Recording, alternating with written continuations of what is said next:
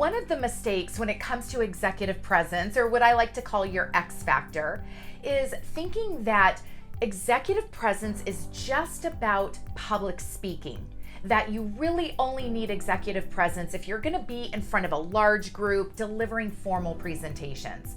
Now look, I will support that having a strong presentation public speaking muscle is a really good one to have. In fact, my son Ethan, who's in college, he and I were just talking about how public speaking is a required course.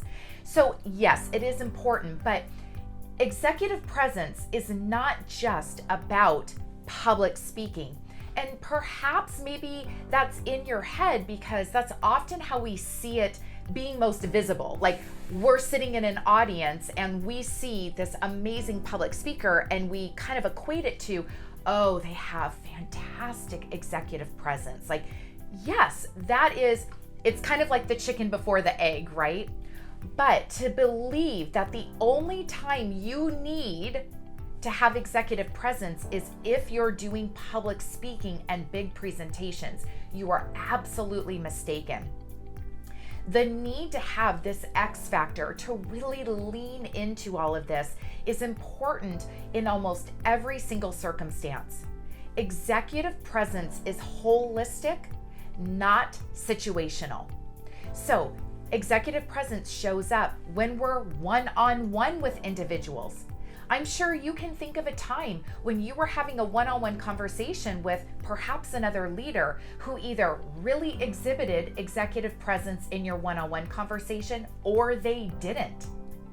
There's times when we need to show up with strong executive presence in order to handle stress or conflict. We need that executive presence to show up in our written communication. And we need it to show up in our whole body language, our physicality, how we're posturing, how we're using our hand gestures, where our eye contact is, what our facial expressions are.